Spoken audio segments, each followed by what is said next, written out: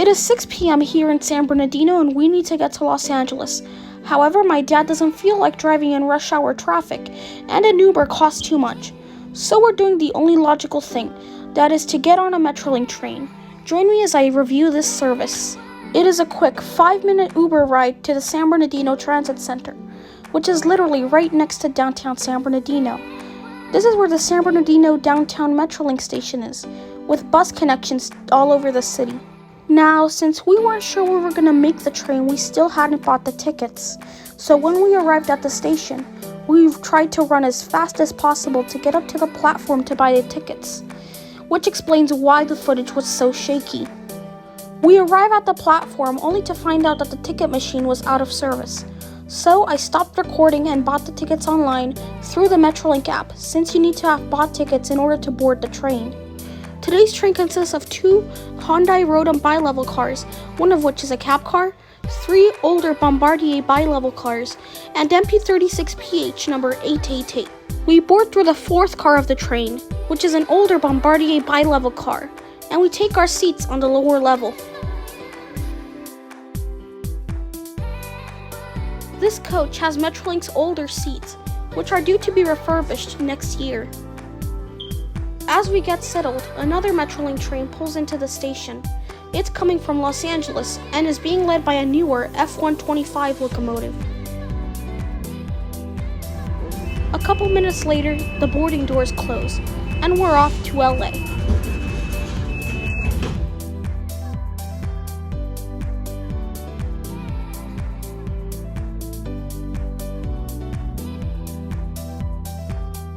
Bye, San Bernardino.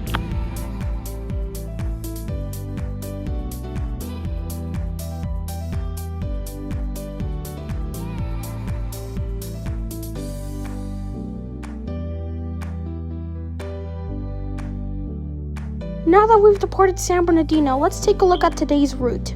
Today's route will take us 1 hour and 35 minutes to cover 50 miles.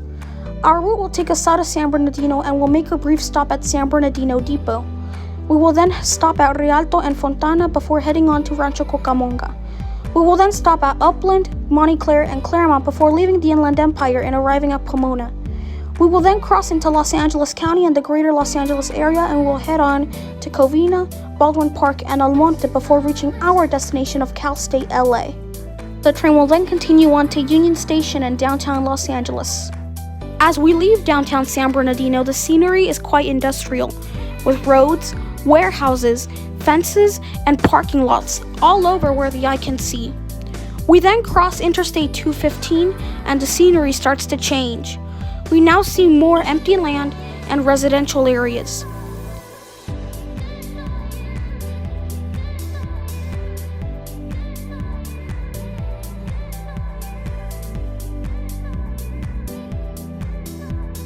A few minutes later, we pull into San Bernardino Depot, the first stop of the journey. As you can see, there are many people waiting here to board the train.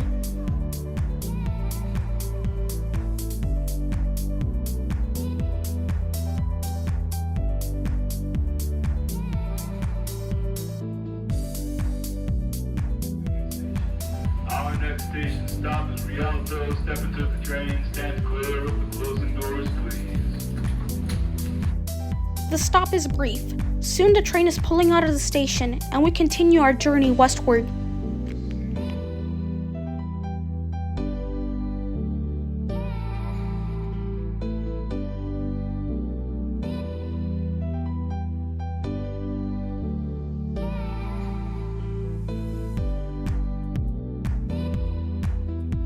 Soon we pass by BNSF's San Bernardino Yard.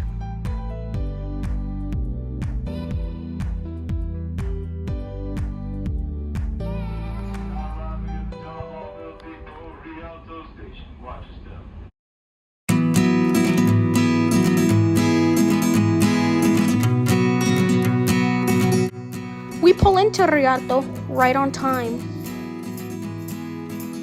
The stop is once again brief. Some passengers get off, some passengers get on, and we're on our way. Let's review the train in more detail. Legroom is quite plentiful and I'm able to stretch my legs all the way out. However, it should be noted if somebody is sitting in the seat in front of you, it can get a little bit tight.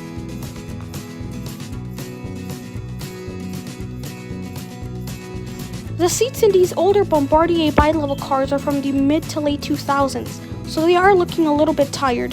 However, they will be refurbished next year.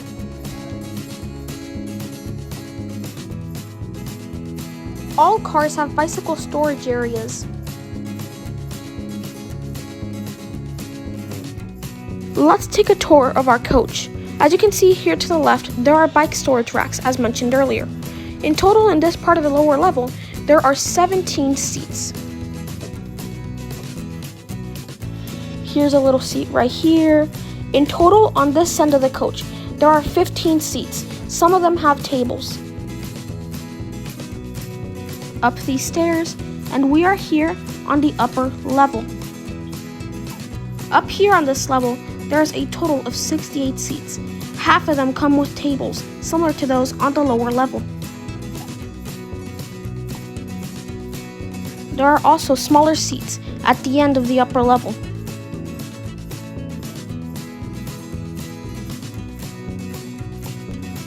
I am holding the guardrail as I descend down these steps. At parts, it can get somewhat bumpy. We arrive at the end of the coach. Like the other end, there are 15 seats with some tables. Down these steps, and I head back to my seat. We eventually arrive at Fontana.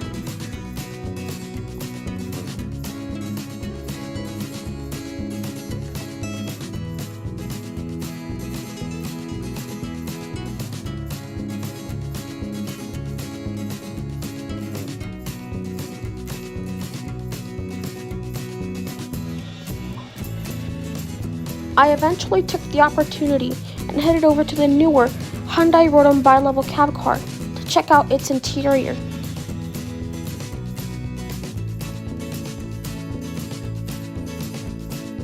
On this end of the car, there are 14 newer seats.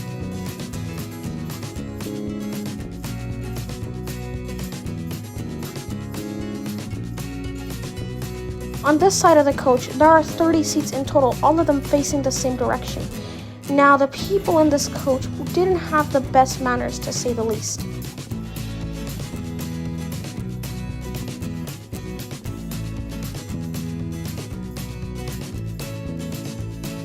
On this side of the coach, right next to the cab, there are 6 seats. I tried one of these seats, and the legroom was not too good. We head up these stairs and we make our way to the upper level. Up here, there is a total of 62 seats, all facing the same direction, which remind me of airline-style seats. As I was making my way down the aisle, I was holding onto the guardrails on the seats. When I touched one of them, it had a nasty liquid, which was absolutely disgusting. I tried out one of the seats up here. While the legroom was better, the seat still felt confining.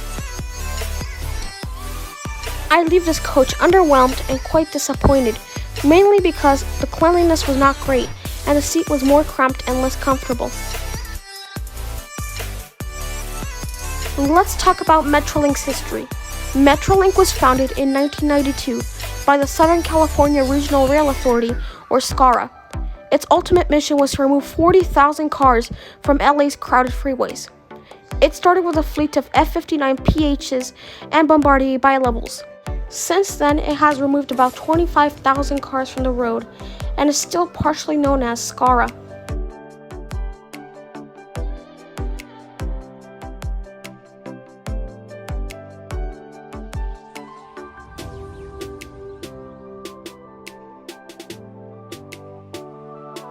This train could travel super fast.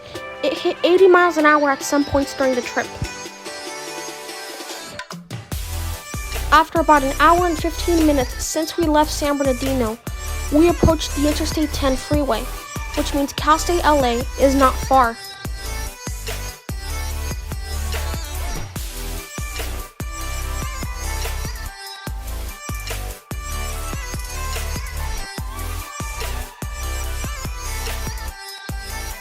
We arrived here at Cal State LA 5 minutes late, but we feel relaxed and refreshed. Here are some features I forgot to mention. A lot of Metrolink cars have power outlets, but not all. Every car has a bathroom, and not all cars have bicycle storage racks.